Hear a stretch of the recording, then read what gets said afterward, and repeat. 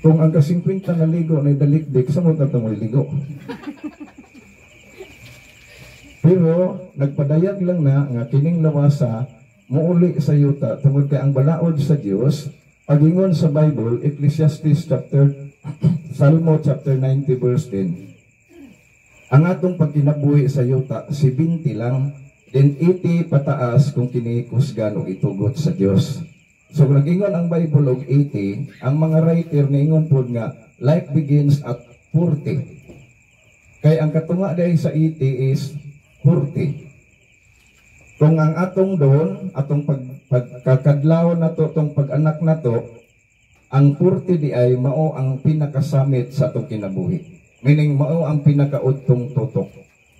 Paglampas na itong 40, pahapon na siya. Naka-observe ba ta nga mag-edad na ka 40? Magilis-ilis na kagantipara, kaya di na maklarong kita. Di ba? Tanaw ta sa atong buhok na nay puti. Ako sa'yo kay nanamilit. Buhok kitag puti. Kunya matingal na ta, ang kaniad to, bisan pag suhulan ko, abisan pa o kana bitang kapoy kay suguon tag tubig, suguon tag, pero magnula og basketball sa una bisag untong tutok. Batanon pa ko, way undangay. Karon bisag suhulan pa ko diha. Di na ko, ngano man. Klaro naman nga idara na ka. Amen? Makabantay man ka nga idam. Atong hunahuna, atong pagbati, forever yang. Pero atong dagway, pirahon, kunot. Lansahon pag nasa uban, pero maumagyapan. Sabi tao ko'y nakita diya sa brook ba, nagatindog party. Ingon ako amigo nga, Brad, kana ganing babae nagtalikod, Brad. Hindi mahalata, no? 80 na ba yung edad, anak? 80 plus. 80 ka pina. Mura magyapog sinjilupsin si Puma. Slim, blondie. Yang naong yun, bata pa. Pero paglakaw, samkiik.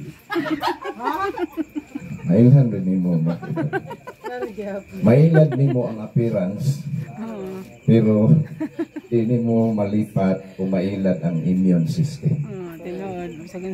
Kisag pangutanon na itong doktor, walay nagkatiguang nga nagkakusgan. Amen? Magkaluya galing tiguang. Sugutag sa dili kay ang naghulat na to tanan sa lawasa ang yuta, pero sa kalag ang langit. Amen? Mao nay definition sa physical nga kamatayon. Kung ang science mo define ana, maingon ang science nga physical nga kamatayon cease to exist. Meaning nihunong na sa iyang pag-eksistar. Di na mo function ang tanang organs, madiki ang lawas. Pero ang definition sa Biblia, ang physical nga kamatayon, it is a separation between body and soul. Ang lawas mobalik sa yuta. Tungod kay dito gikan. Genesis chapter 2 verse 7, ang Dios nanaog nikuha og yuta. Iyang gidisenyog tao, then gihuypan niya ang ilong. Katong yuta bayanan, mao ni atong lawas. Katong gihuyop gikan sa Dios nga ang tao nakabaton og kinabuhi kun kalag, inig kamatay mubalik to sa Dios pero naay hukom. Ang buhat sa lawas sa buhi pa, ang kalag mo'y moatubang sa hukom. Kung nagtinarong, siya'y mudawat sa premyo. Pero nagbinuang, siya'y mudawat sa silot. Amen? Pero ang lawas muuli sa luta.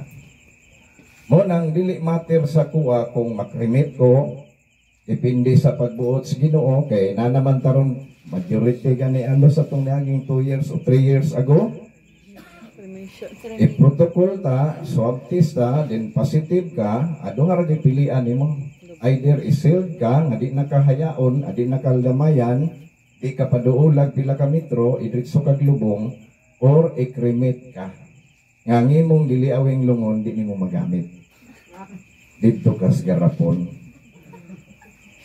Wala ba'y ahintis garapon? Dagag ahintis lungon. No. Mutana sa kuwa, Brad, mamatay ka, Brad. Kasi gusto nimo makrimit o kanang ilubong imong lawas. Akong tubag, bisan asan. Basta di lang makrimit akong kalag sa impyerno. Maningkamot kong binuotan, bisan akong naong dili kasalikan. Kaya ang Diyos, John chapter 2 verse 25, kasing-kasing may gitanaw. Amen? Tao, di man ta mabasol nga judgmental ta. Di kita katuman ang gingon sa Ginoo nga tanan dumuduong padayon na kay daghan mag-scammer ron tagabalo. Basi magmahay ta.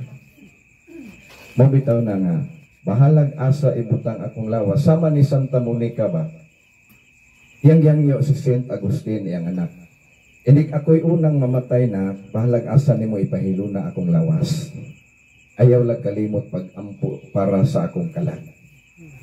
Kano nakabantay ang santa nga importante kaayo ang kalag. Amen? Di man mamatay ang kalag. Mateo chapter 10 verse 28. Bisag tagod-taguron atong lawas. Bisan pag masunog atong lawas, ang atong kalag dili mamatay. Kisay nagsulti si Kristo. Matthew 10:28 ingon si Jesus, ayaw mo kahadlok sa bisan unsa nga makapatay sa lawas, apan way mahimo sa kalag. Unsa man ang makapatay sa lawas? Kanser, aksidente, kanang isolation, old age,